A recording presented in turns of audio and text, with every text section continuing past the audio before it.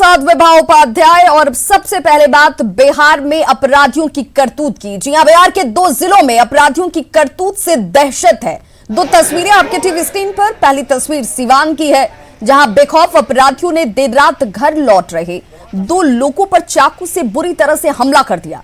इस हमले में एक शख्स की मौके पर ही मौत हो गई, वहीं दूसरे शख्स की हालत गंभीर है और उसे पीएमसीएच रेफर किया गया।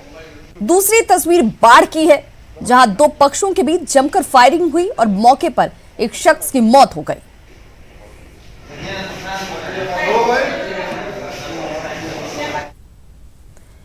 तो सिवान में चाकू से इस हमले में एक शख्स की मौत हुई है। राम अवतार महतो इसका नाम बताया जा रहा है और मौके पर ही इस शख्स की मौत हो गई। वहीं दूसरे शख्स इलियास की हालत गंभीर है और उसे पीएमसीएच रेफर किया गया। घटना महाराजगंज थाना क्षेत्र के हरकेशोपुर गांव की है। बताया जा रहा है कि राम अवतार महतो और इलियास रात के करीब 12 बजे अपने घर लौट रहे थे और इसी दौरान पहले से घात लगाए अपराधियों ने उन पर हमला कर दिया।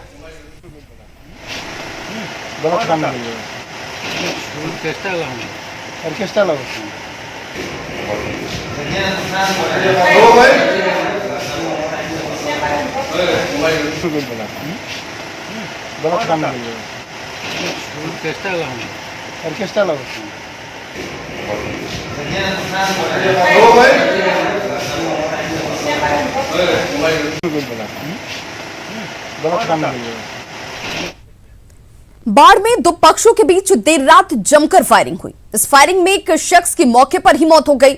बताया जा रहा है कि पुरानी रंजिश को लेकर दोनों पक्षों के बीच पहले भी कई बार फायरिंग हो चुकी है।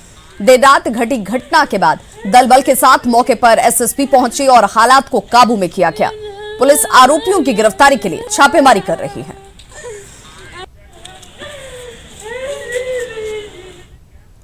इधर बड़ी खबर झारखंड के धनबाद से, जहां बाघमारा विधायक ढुल्लू महतो के करीबी राजेश गुप्ता के आवास पर बीती रात फायरिंग से दहशत फैल गई। आवास के मेन गेट पर बाइक सवार 2 अपराधियों ने 2 राउंड फायरिंग की। हालात को देखते हुए राजेश गुप्ता ने कतरास थानेदार को पूरे मामले की जानकारी दी है, जिसके बाद मौके पर पहुंचे थानेदार ने मामले की छानबीन शुरू कर दी। जांच के दौरान पुलिस ने एक खोखा भी बरामद किया है। वहीं अपराधियों के सुराग के लिए सीसीटीवी फुटेज खंगाले गए। अपराधियों की फायरिंग में गोली घर की दीवार पर लगी। पुलिस पूरे मामले की गंभीरता से जांच कर रही है। वहीं कई जगहों पर छापेमारी भी हो रही है। आपको बता दें कि राजेश गुप्ता की वजह से ही विधायक ढुल्लू महतो को 2.5 साल की सजा हुई है। ऐसे में पुलिस हर एंगल से फिलहाल जांच में जुटी हुई है।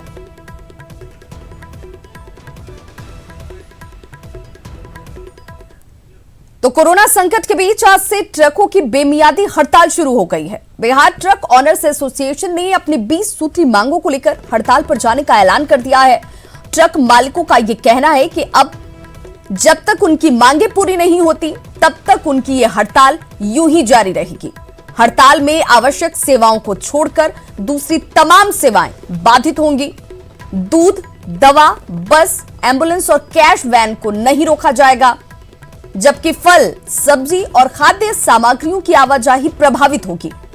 ट्रक चालकों का यह कहना है कि कोरोना की वजह से उनका व्यापार पूरी तरह से चौपट हो गया है, लिहाजा अगले साल तक रोड टैक्स को पूरी तरह से माफ कर दिया जाए। साथ ही फिटनेस, परमिट, बीमा और लाइसेंस समेत अन्य कागजातों की वैधता की जो सीमा है, उसे 31 मार्च 2021 तक बढ़ा दिया जाए। ट्रक मालिकों ने बिहार सरकार से डीजल पर स्टेट टैक्स को वापस लेने की भी मांग की है। बैंकों और फाइनेंस कंपनियों की ओर से जबरदस्ती किश्त वसूली पर रोक लगाई जाए।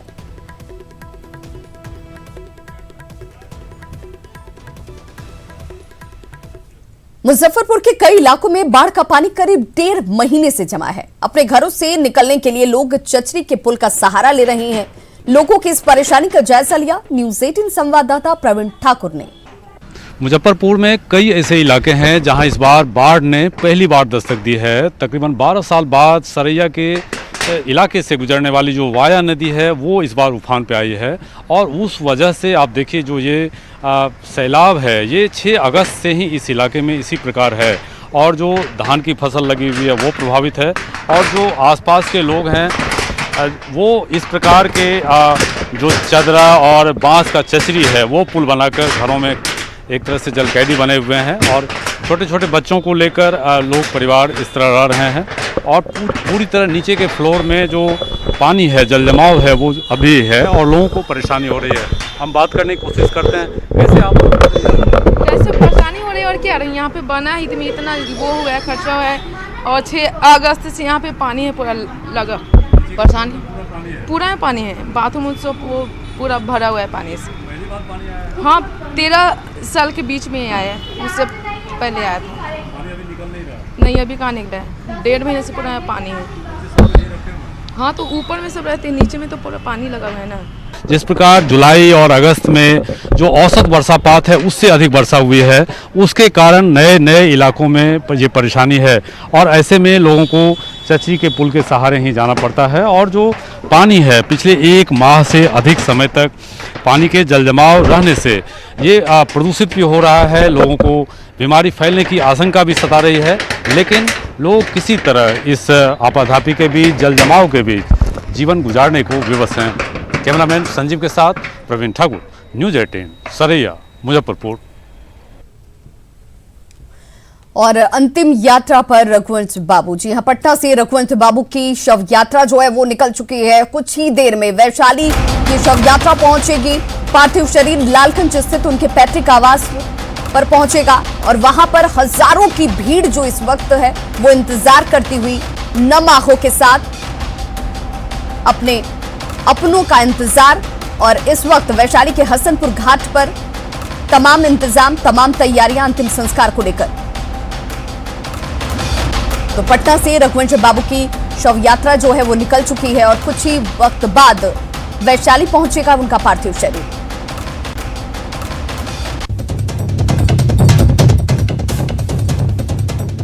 तो पटना से रघुवंश बाबू की ये शव यात्रा निकल चुकी है। आपको बताते चलें कि दिल्ली के एम्स में इलाजरत थे रघुवंश प्रसाद सिंह और अचानक से कल ये दुखद खबर, जिसके साथ सिर्फ बिहार की राजनीति के लिए ही नहीं देश के परिप्रेक्ष्य में भी देखा जाए तो रघुवंश बाबू के जैसा व्यक्तित्व, शख्सियत बिरले ही नसीब होता है। और ऐसे में अब सभी इंतजार उनके आखिरी दर्शन के लिए करते हुए कुछ ही देर में वैशाली उनका पार्थिव शरीर जो है वो पहुंच जाएगा।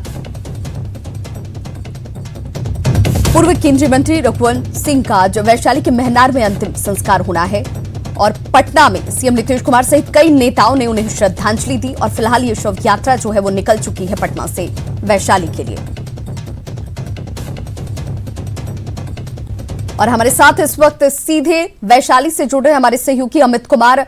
अमित, चूंकि वैशाली में ही अंतिम संस्कार होना है, वहां पर लोगों के बीच इस वक्त किस तरीके की स्थिति होगी उसको सहज अंदाजा लगाया जा सकता है, सहज समझा जा सकता है, लेकिन आखिरी दर्शन के लिए भी ललायत हैं लोग। वो चाहते हैं कि जल्द से जल्द उनके दर्शन हो जाएं। फिलहाल हम आपसे जानना चाहेंगे कि किस तरीके से लोग उद्गार व्यक्त कर रहे हैं रघुवंश बाबू को लेकर।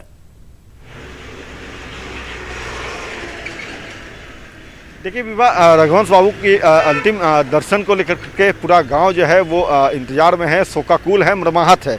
यहाँ तक कि जैसे ही ये खबर आई कि रघुवंश बाबू अब उनके जो हैं लोकप्रिय नेता वो नहीं रहे उनके बीच, हम सब के बीच, तो ये पूरा जो इलाका है वो गमगीन हो गया। और तमाम जो घर है, जो जानकारी मिल रही है यहाँ पे देख सकते हैं कि ये गांव बस्ती जो है, यहाँ के तमाम जो घर है उस वक्त से इन घरों में चूल्हा नहीं जला है। तो समझ सकते हैं विभा की रघुवंश बाबू की शख्सियत क्या थी, कितने लोकप्रिय नेता थे वो रघुवंश बाबू। और निश्चित तौर पे कहीं न कहीं जो कहा जाता है कि ऐसे विरले ऐसे नेता जो हैं वो मिलते हैं समाज को, राज्य को, देश को, तो उनमें से एक शख्सियत थे रघुवंश बाबू।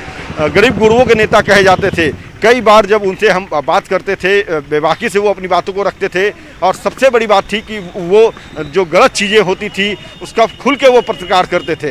तो यही वजह है कि गरीबों के दिल में वो बसते थे और उनके जो चाहने वाले हैं वो सदैव उनके साथ रहते थे। हमारे साथ यहाँ पे केदार भी हैं जो लगातार उनके साथ परछाई के तौर पे रहते थे। इनसे हम बात कर लेते हैं। ये बताइए, रघुवंश बाबू अब नहीं रहे, तैयारी है अंतिम यात्रा, सब यात्रा की पटना से चल चुकी है, थोड़ी देर में वो यहाँ पहुँचेंगे। कहा जाता है कि ये गांव जो है दहलीज है रघुवंश बाबू के गांव की। यहाँ क्या तैयारी है और कितने देर में पूरा तैयारी कर लिया गया था। रघुवंश बाबू 1996 में जब पहली बार लोकसभा बने थे, ये लालगंज उसी लोकसभा वैशाली लोकसभा का एक अंग था उस समय। और सबसे पहले लालू जी ही इसी कॉमर्स कॉलेज में रघुवंश बाबू के लिए पहला सभा किए थे। और पहला बार रघुवंश बाबू 1996 में लालगंज आए थे कॉमर्स कॉलेज में और प्रणाम किए थे। उस समय लालू जी कार्यक्रम करके रघुवंश बाबू को जिताने की अपील किए थे। पहली बार रघुवंश बाबू 96 में सांसद बने थे और उसके बाद से मंत्री भी बने। याद हमको है कि हमेशा कहते थे केदार। आप आखिरी दौर में भी लगातार रघुवंश बाबू के साथ थे। कल आपने ही सबसे पहले मीडिया को जानकारी दी। आपकी जो वेदना है वो सामने आई थी बहुत ज़्यादा। हम क्या कहूँ, हम बेटा लेकर आते थे, कभी भी कुछ भी हो, केदार कहाँ है, केदार अमर कहाँ है, जहाँ जाना जाता था, दिल्ली, कलकत्ता, बंगलोर, जहाँ भी सब जगह ले जाते थे। कहते थे कि सब समझाते थे ऐसे करना है, ईमानदारी से काम करना है, सत्य बोल, हमेशा जोर से बोलना चाहिए। हमेशा कहते थे कि लालू बाबू कुछ कहल तुम, लालू बाबू के फोन अलाई। लालू बाबू जब जेल में थे तो हमेशा पूछते थे कि लालू जी के बेल भेलाई। 11 तारीख के रात में हमको याद है, दिन में 12 बजे बोले थे, लेकिन लालू जी के बेल भेलै केदार, हमको ऐसा न भेलै तो लालू के तंग करे छ। बहुत बात बोलते लालू को लेकर के लगातार रघुवंश जी कहा जाता है कि एकदम से अटूट दोस्ती थी। लालू जी आखिर ये दोस्ती क्यों टूटी? दोस्ती टूटी नहीं थी, दोस्ती तो इतना अच्छा था कि उनके भी रघुवंश बाबू के बिना न लालू जी के मन लगता था, न लालू जी के बिना रघुवंश बाबू के। हमेशा अधूरे सपने रह गए रघुवंश बाबू। लालू जी जेल में थे, इसलिए जेल में लालू जी बाहर रहते तो रघुवंश बाबू नहीं मरते। रघुवंश बाबू हमेशा दोनों आदमी साथ रहते थे। लालू जी के लालू जी जेल में है, इसलिए रघुवंश बाबू को हमें ये देखना पड़ा। ना तो हमेशा रघुवंश बाबू के लालू जी कभी करते थे, कोई मीटिंग हो रघुवंश बाबू कहाँ आते, दौड़ के आते थे मुजफ्फरपुर से। वो छोड़ा नाश्ता भी नहीं करते थे कि लालू के फोन आ गया का। इस तरह से दोनों आदमी दोस्ती था। और ये लोग, कुछ लोग जो चाहते हैं कि दिग्भ्रमित करना, ऐसा बात नहीं है। अभी भी अंत तक है कि हो तू सबके लालू के न छोड़िए। आप युवा हैं, आप रघुवंश बाबू के सुनते थे, उनसे मिलते थे, ये बताइए कि रघुवंश बाबू की छवि किस तौर पे आप देखते थे? चूँकि लोकप्रिय नेता, जननायक के तौर पे जाने जाते थे आप क्या? रघुवंश बाबू बहुत अच्छे नेता थे। हम लोग के जितना भी देखे हैं बहुत अच्छा छवि के नेता थे। बहुत ही काम करते होती थी, क्या मार्गदर्शन करते थे? बहुत अच्छे, सब दिन मार्ग अच्छे दर्शन देते थे। अमित, क्या वक्त बताया जा रहा है? कितने वक्त में ये जो शव यात्रा है वो वैशाली उनके पैतृक गांव तक पहुंच जाएगी? क्योंकि बिल्कुल जिस तरीके से केदार की भावनाएं समझी जा सकती हैं, क्योंकि हर वक्त उनके साथ परछाई की तरह उनकी मौजूदगी रही और अब सबसे ज्यादा उन्हें वो वक्त खल रहा होगा। लेकिन यही तो कमाई है, यही तो वो पूंजी थी जो रघुवंश बाबू को बाकी दूसरे तमाम लोगों से अलग बनाती है। उनके अंत तक भी उनके जहन में अपने क्षेत्र, अपने इलाके, जनता की भावनाएं, जनता का हित ही तो छिपा था, जिसे उन्होंने पत्र के जरिए जाहिर करने की कोशिश की थी। सियासत से इतर अगर इसकी बात की जाए तो देखिए, निश्चित तौर पे विभा बिल्कुल सही कहा। रघुवंश बाबू की सबसे बड़ी जो पूंजी थी वो था लोगों का समर्थन, लोगों का साथ, लोगों का स्नेह, लोगों का प्यार। यही वजह है कि आज ये पूरा गांव जो है वो रो रहा है, गमगीन है। जो जानकारी मिली है कि तकरीबन 9 बजे के आसपास जो है ये दहलीज कहा जाता है रघुवंश बाबू के गांव का, जिस सड़क पे मैं मौजूद हूँ, इसी रास्ते से जो है रघुवंश बाबू का जो शव यात्रा है वो गुजरेगा। 9 बजे के आसपास का वक्त होगा। अभी जेपी सेतु के आसपास जो है वो शव यात्रा क्रॉस की है और थोड़े देर में वो शव यात्रा जो है 9:30 बजे के आसपास वो इस इलाके में आएगी। तो निश्चित तौर पे इसको लेकर के जो लोग हैं अंतिम दर्शन को लेकर के ललायित है। रघुवंश बाबू का हर कोई दीदार करना चाहता है, हर कोई उन्हें प्रणाम करना चाहता है, आखिरी जो है प्रणाम करना चाहता है। और कहीं ना कहीं रघुवंश बाबू की जो शख्सियत है वो किसी से छुपी नहीं, देश दुनिया में वो विख्यात थे, वो जाने जाते थे, गरीबों के लिए हमेशा हक हकूक़ की लड़ाई लड़ते थे। और यही कारण है कि आज तमाम, चाहे वो विरोधी दल के लोग हों या उनके दल के लोग हों, सभी जो हैं रघुवंश बाबू को कहीं ना कहीं उन्हें रघुवंश बाबू का ना होने का गम जो है वो सभी जगह दिख रहा है। कल हमने नीतीश कुमार से बात की, मुख्यमंत्री नीतीश कुमार से, तो उन्होंने भी कहा कि रघुवंश बाबू जैसे लोग जो हैं वो विरले होते हैं। वो हमारे लिए भी कई बार मार्गदर्शन का काम करने का काम उन्होंने किया था। जो आखिरी इच्छा उन्होंने जाहिर की है चिट्ठी के द्वारा, उनकी इच्छा को हम जरूर पूरा करेंगे। और ये जो सड़क देख रही है विभा, इस सड़क का नाम जो है रघुवंश पथ के नाम से होगा, रघुवंश सिंह पथ किया जाएगा इस सड़क का नाम, जो रघुवंश बाबू गाँव को जाता है। तो निश्चित तौर पे कहीं न कहीं एक बड़ी कमाई थी रघुवंश बाबू की। ये गांव के लोग हैं, देखिए ये भी इंतजार में खड़े हैं। ये बताइए, रघुवंश बाबू का शव यात्रा थोड़ी देर में आएगा। जी जी। जब आप लोगों को ये सुनने को मिला कि रघुवंश बाबू आपकी लोकप्रिय नेता आप लोगों के बीच नहीं रहे, बड़े दुख हुआ, बहुत दुख हुआ। बहुत अच्छे नेता थे, उन्हीं के इंतजार में हम लोग हैं। आप लोग उन्हीं के इंतजार में। जी जी तो देखिए ये समझ सकते हैं विवाह की ऐसे बिरले लोग होते हैं, बिरले नेता होते हैं, जब उनके इंतजार में जनता जो अपनी नजरें बिछाई हुई है कि कब वो आएंगे, कब उनका अंतिम दर्शन होगा, तो कहीं ना कहीं यहाँ पे जो लोग हैं वो मर्माहत भी हैं और एक अपने अपने कह सकते हैं कि बिल्कुल महनार के लिए रवाना हो चुकी है ये शव यात्रा और राजकीय सम्मान के साथ उनका अंतिम संस्कार किया जाएगा। आप नजर बनाए रखिए अमित, हम एक बार फिर से आपका रुख करेंगे।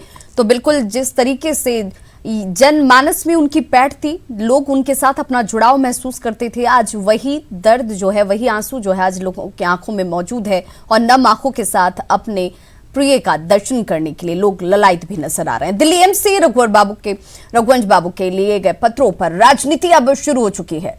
आरजेडी ने कहा है कि यह संभव ही नहीं कि कोई इतनी बीमार अवस्था में पत्र लिख सकता हो। आरजेडी नेता भाई वीरेंद्र ने कहा कि रघुवंश बाबू के पत्रों के पीछे नीतीश कुमार की साजिश है। ये सब जांच का विषय है और ये आप भी जानते हैं कि जो आदमी आईसीयू में रहेगा वो लेटर नहीं लिखेगा और कहीं न कहीं इसमें मुख्यमंत्री का साजिश है। तो देखिए आरजेडी ये कह रही है कि इसमें भी साजिश है और साजिश को लेकर के अब सियासत शुरू हो चुकी है। रघुवंश प्रसाद सिंह ने आरजेडी से अपना इस्तीफा दे दिया था। चिट्ठी लिखकर रघुवंश प्रसाद ने अपनी पीड़ा, अपनी वेदना को आरजेडी अध्यक्ष को बताया। आरजेडी का साथ उन्होंने इसी वेदना के साथ छोड़ा था, लेकिन आरजेडी इस बात को मानने को तैयार नहीं है। आरजेडी नेता भाई वीरेंद्र ने इसी वजह से कहा कि स्वर्ग से भी रघुवंश प्रसाद सिंह आरजेडी को ही आशीर्वाद देंगे। लेकिन फिर भी अगर रहते तो ज्यादा बेहतर होता और उनके शुभचिंतक सब लोग हम लोग के दल के साथ हैं, महागठबंधन के साथ हैं, किसी तरह का कोई परेशानी नहीं होगी। हम समझते हैं उनकी आत्मा की शांति के लिए हम लोग प्रार्थना कर रहे हैं कि जहां कहीं भी रहें, वहां जहां अगर स्वर्ग में जाएंगे तब भी वहां से आशीर्वाद आरजेडी को ही देंगे। तो रघुवंश बाबू की चिट्ठी पर कल बॉटलिंग प्लांट और पाइपलाइन के उद्घाटन के दौरान प्रधानमंत्री नरेंद्र मोदी ने कहा कि पिछले 4 दिनों से वो चर्चा में थे, उनके भीतर एक मंथन चल रहा था। जिन आदर्शों को लेकर वो चले, जिनके साथ चले थे, उसके साथ चलना अब मुश्किल हो रहा था और उन्होंने इस पर भावनाओं को लेकर एक पत्र लिखा था। और पिछले 3-4 दिन से वे चर्चा में भी थे। उनके स्वास्थ्य लाभ के लिए मैं स्वयं भी चिंता करता था, लगातार जानकारियां लेता रहता था और मुझे लगता था कि बहुत ही जल्द ठीक होकर के वो वापस बिहार की सेवा में लग जाएंगे। लेकिन उनके भीतर एक मंथन भी चल रहा था। जिन आदर्शों को लेकर के चले थे, जिनके साथ चले थे, उनके साथ चलना अब उनके लिए संभव नहीं रहा था और मन पूरी तरह उस जद्दोजहद में था। और 3-4 दिन पहले उन्होंने अपनी भावना को चिट्ठी लिख करके प्रकट भी कर दिया। लेकिन साथ साथ भीतर अपने क्षेत्र के विकास की भी उतनी ही चिंता थी।